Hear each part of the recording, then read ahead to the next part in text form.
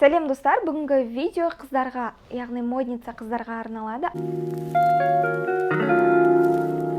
Мектепке, универге, колледжға, жалпы оқуға дайындалып жүрген барлық қыздарға арналады. Сонымен ең басты оқуға керек киім бұл әрине рубашка. Ерлердің рубашкасына ұқсайтын, как мужская рубашка. Оверсайз, ақ рубашкалар трендте. Одан кейін жағалары алмалы-салмалы рубашкаларды таңдасаңыздар болады, яғни воротниктермен. Биыл воротник бізде жаз бойы трендте болды. Короткие рубашки, қысқа рубашкалар трендте.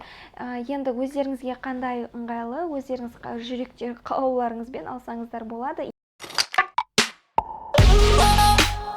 Биыл плечированный юбкалар сәл басылды, сол себепті биылғы юбкалардан тедиға көбірек көңіл бөлсеңіздер, теннисный юбкаларға, және де трендте қазір мини юбкалар. Бірақ енді мини юбкаларды мектепте, универде, колледжда ешқай жерде кигізеді деп ойламаймын. Сол себепті теди дзиге дейінгі юбкалар таңдаңыздар. Миди юбкалар болады, французская длина, яғни дзиден түсіп тұратын. Және де студенттерге егер рұқсат беретін болса, ондай бермуды кисеңіздер болады. Бермуды қазір трендовый киімдердің ішінде.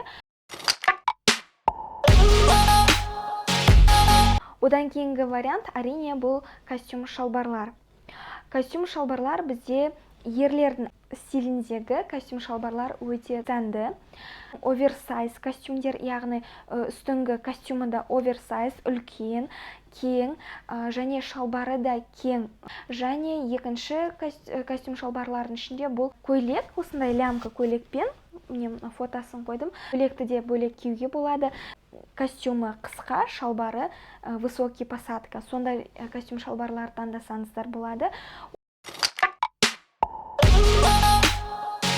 Шалбарлардың өзіне жеке тоқталатын болсақ, әрине шалбарлар барлық түрі қашан модтан қалмайды. Тек қана бір ескертетіні, биыл скини джинсылар антитренд. Денемен дене болып в обтяжку жабысып тұратын шалбарлар антитренд. Егер кең шалбарлар кие алмайтын болсаңыздар, по фигуре ешқандай денеге жабысып тыртысып болмайтындай шалбарларды таңдаңыздар. Қысқа балақтары қысқа шалбарлар тоже антитренд. Мне биыл уже үшінші сезон жилеті трендте. Бұл негізінде оқуға ең қажетті киімдердің бірі. Рубашкамен жаңағы күн салқындаған кезде, кабинеттің іші салқын болған кезде бұрыннан біз киіп жүрдік. Ал осы соңғы жылдары бұны біз өзіміздің күнделікті өмірге де қостық, бұл жилеттерді. Сарафандар. Сарафан бұл ешқашан модадан қалмайтын дүние. Оқу осы офис деген кезде бірден біздің гардеробымызда болу керек нәрсе бұл сарафан. Водолазкамен де, түрлі трикотажный кофталармен де, рубашкалармен де барлығымен киіп кете беруге болады. Тіпті кейбір сарафандарды құр өзінде көйлек қылдырып киюге болады. Сол себепті сарафан әр қыздың гардеробында болу қажет. Келесі бізде бұл кардигандар.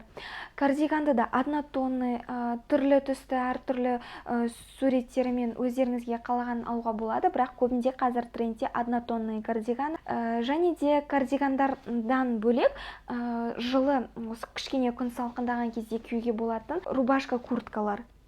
Қалың рубашка курткалар былтыр бізде көктемнен бері трендте.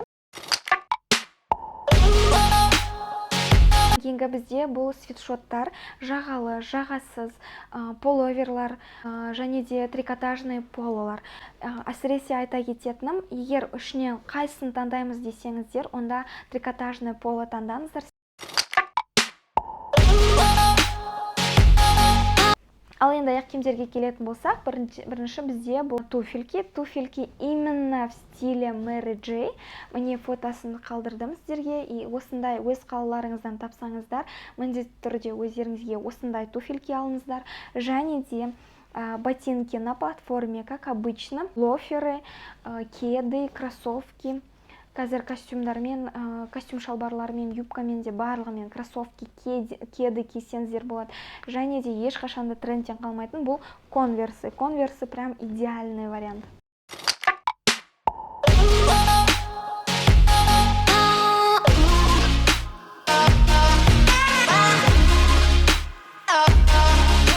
Ең соңғы бізде сумкаға келетін болсақ, сумканы енді өздеріңізге ыңғайлы қылдырып алсаңыздар болады. Бұл жерде мынау трендте, мынау модда деуге келмейді. Именно сумкаға келген кезде, себебі бізде үлкен А4 форматта болу керек. Ол үшін ешқандай замоксыз, жылтыр-мылтырсыз, классический черный кожаный рюкзак А4 форматта. Қазір осы жерге суреттерін қалдыратын боламын.